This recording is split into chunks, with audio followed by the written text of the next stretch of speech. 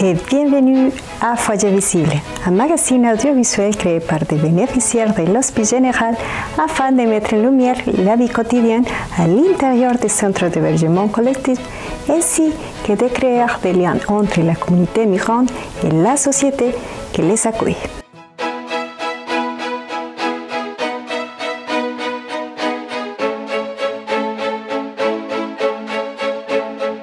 La section culturelle de ce chapitre est consacrée à l'art.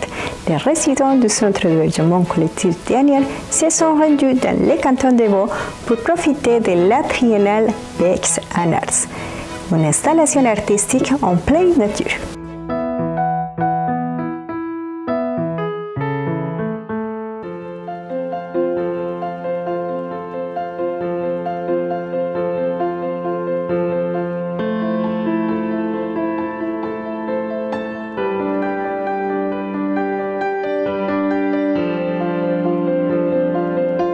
La triennale BEX en Arts a pour vocation d'offrir un terrain de réflexion et de travail à des artistes contemporains en lien avec des considérations sociétales qui concernent le vivant.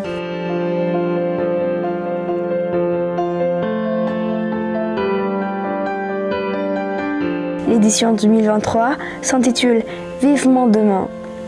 Ce titre invite les artistes à s'intéresser au rapport entre humain et nature, en prenant comme point de départ le lieu d'implantation de l'exposition, le parc de Silassi, dans la région de Bex.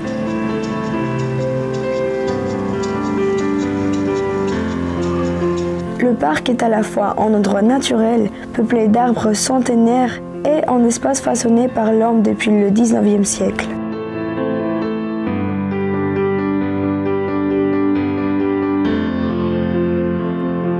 Vivement demain se veut une invitation symbolique à se confronter par la création artistique à un avenir qui nous fait peur, polarise nos modèles des pensées, nous fait idéaliser des passés dorés et contribue à la diffusion d'un pessimisme pouvant être paralysant.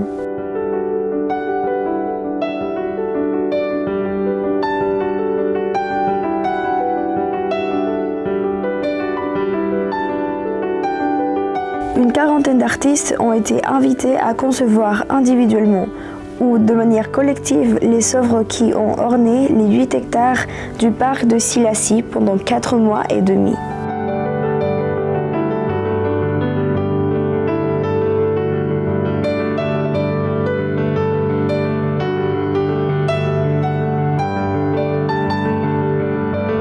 Loin de toute naïveté ou de tout négationnisme, dans son monde souvent fait des constats alarmistes, 24 projets ont été présentés le long d'un parcours fait des questionnements, d'ironie, d'inquiétude, mais aussi d'espoir et, qui sait, de légèreté.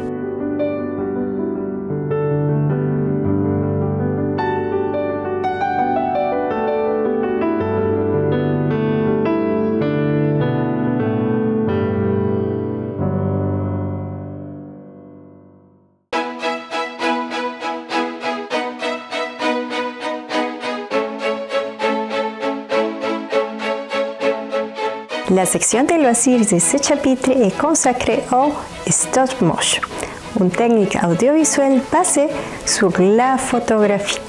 Au centre d'hébergement collectif La Seima, les enfants et les adolescents ont profité d'un atelier dans lequel ils ont appris cette technique et ils ont produit plusieurs films.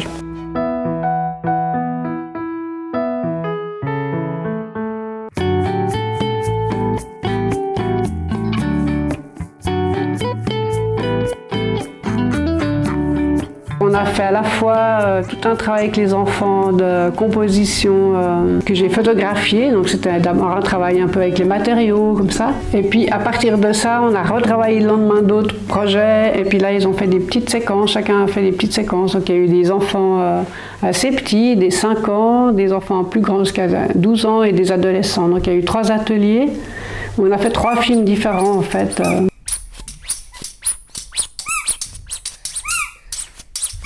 Alors j'aurais quand même montré des petits films au début pour qu'ils puissent comprendre un peu le principe.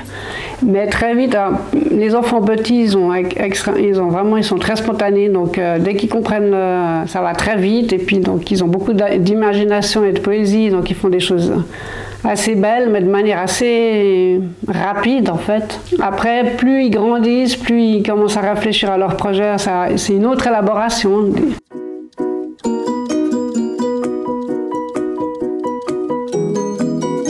On a fait une première journée où ils ont travaillé avec les objets, les fragments. J'aurais dit, vous faites une composition, un bonhomme ou un paysage ou voilà, un animal. Donc là, ils composent très vite en fait. Ils sont tous des artistes quand ils sont petits. Et puis à partir de ça, une fois qu'ils avaient un peu expérimenté justement, et qu'ils sont partis à la découverte des matériaux, voir un peu ce que ça fait, tout ça, le lendemain, donc on a commencé à tourner, mais ils sont aussi assez rapides. Donc on a fait d'abord les images, et puis ils pouvaient participer aussi au film des autres. Des fois ils sont plusieurs, hein. Des fois ils sont mis plusieurs pour faire leur séquence, des fois ils étaient tout seuls, ça dépend de leur choix en fait.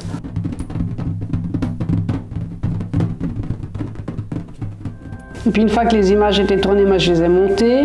Et puis à partir de ça, on a imaginé des sons. Donc tous les enfants, à part les ados, on a choisi des musiques, beaucoup, mais la plupart des enfants, ils ont fait les sons eux-mêmes avec aussi des objets que j'amène, qui sont des objets du quotidien, ou même des choses, on peut faire des sons magnifiques avec 3 fois rien, comme un papier qu'on froisse, un ballon qu'on gonfle. Là, j'ai aussi des différents ustensiles de cuisine qui servent à faire des sons. Donc voilà, on invente des sons en regardant les images, en fait. On se dit, ah, bah là, il y a une action où il se passe ça, quels sons on peut faire. Donc avec eux, je leur montre, leur filme, en fait, les images. Et puis à partir de là, on se pose des questions. Est-ce qu'il y a du son? Est-ce qu'il n'y en a pas? Est-ce que c'est des sons qui sont doux? Est-ce que c'est une musique d'ambiance? Est-ce que c'est des sons qui correspondent à une action? Voilà, on se pose toutes ces questions. Puis à partir de là, on essaye, on fait des essais, des répétitions. Et puis ils font leur son, en fait, en regardant les images.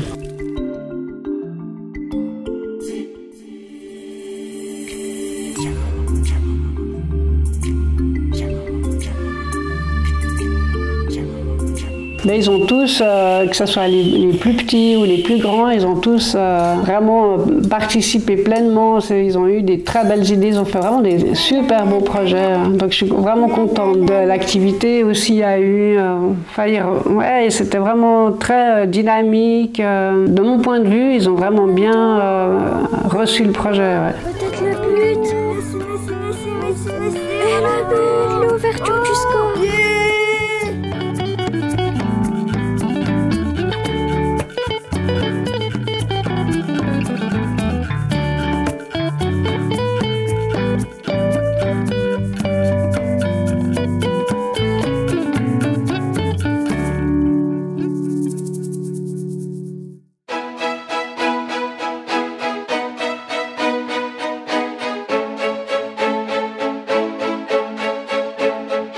Pour la section d'intégration de ce chapitre, nous avons enregistré la fête d'Halloween à La Ceiba.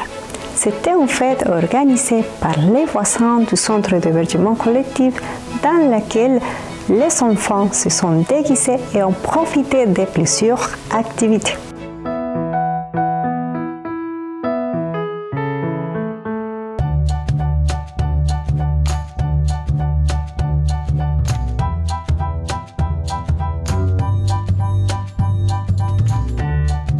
Il y a quelques années, avec une amie, on a entendu parler du centre des migrants et on a eu envie de venir voir. Notre idée, c'était de voir si on pouvait rencontrer des habitants, créer des liens de solidarité, des liens de... Voilà, on était curieuse de voir aussi s'il y avait des besoins particuliers, si on pouvait proposer des choses pour pouvoir rencontrer des personnes.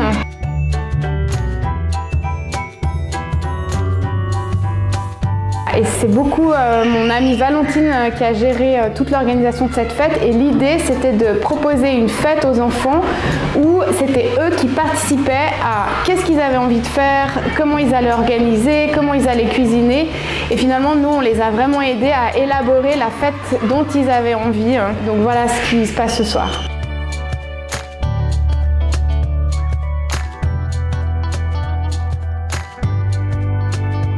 Il y a eu un atelier maquillage où on peut voir qu'ils se sont maquillés entre eux ou bien ils ont eu de l'aide.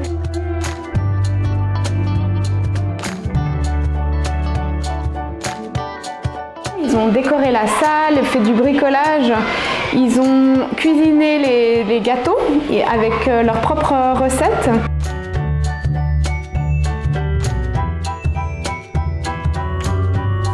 Ensuite, il y a eu des jeux qui ont été organisés, des jeux qu'ils avaient choisis eux à l'avance avec de la musique.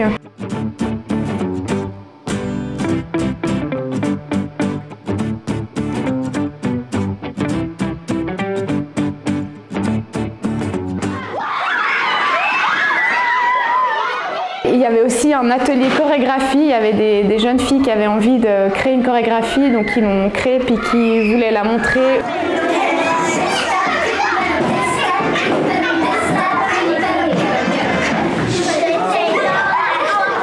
Cette fête, elle s'est créée à la demande et je crois qu'on fonctionne comme ça depuis plusieurs années, c'est-à-dire qu'on s'adapte, qu'on regarde ce qui se passe, qu'on écoute, qu'on co-construit avec les femmes ou là avec les enfants.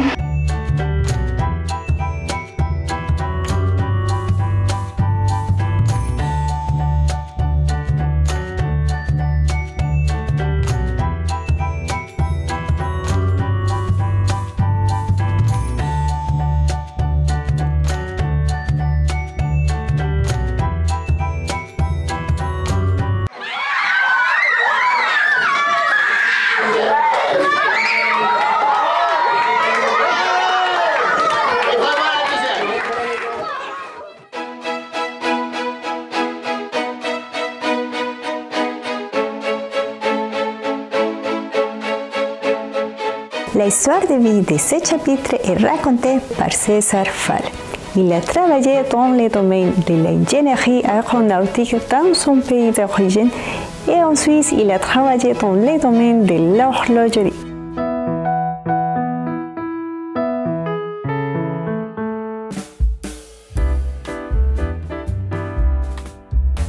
Je m'appelle Falla César, je suis d'origine colombienne et ça fait 23 ans que nous habitons ici à Genève. Et nous sommes arrivés en première instance avec ma femme quand nous avons été célibataires.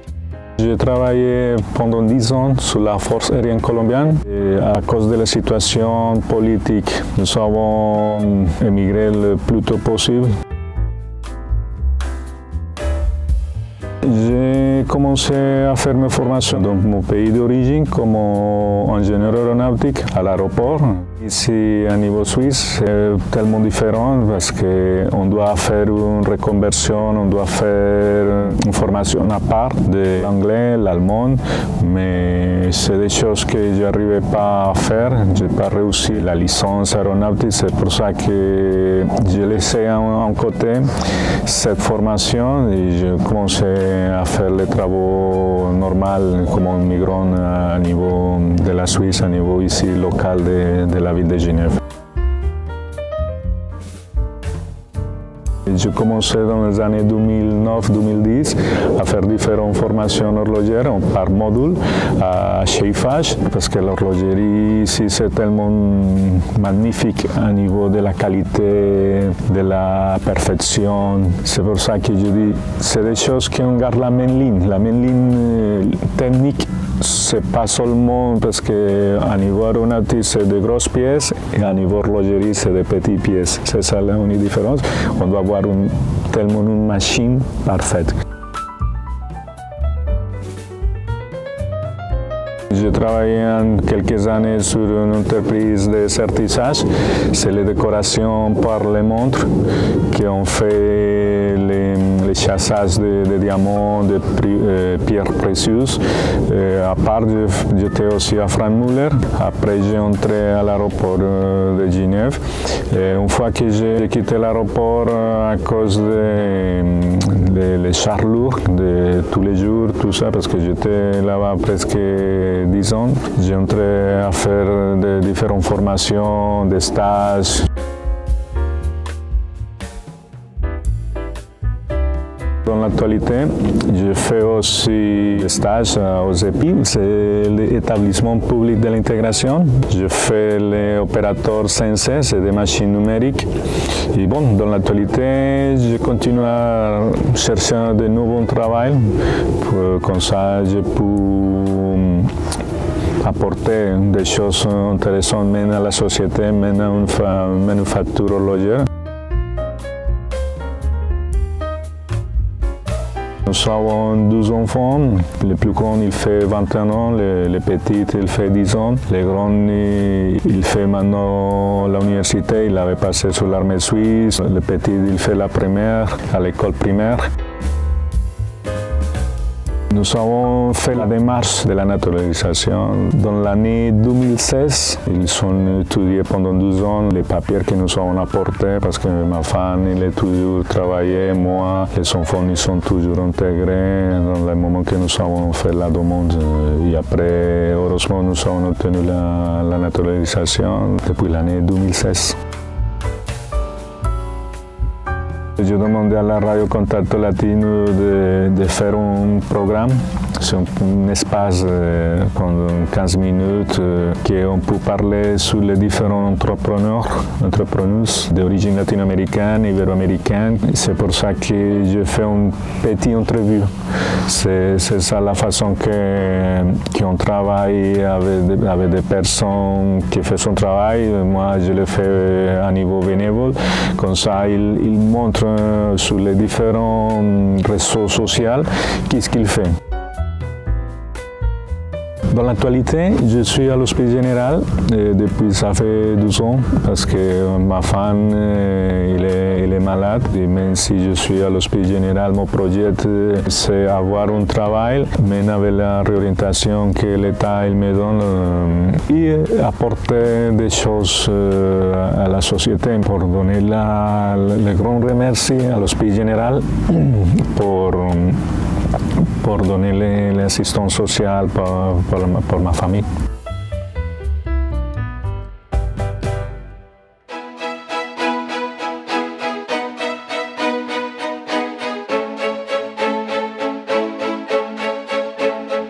Nous sommes arrivés à la fin du magazine Foyer Visible et nous espérons que vous avez profité de ce chapitre.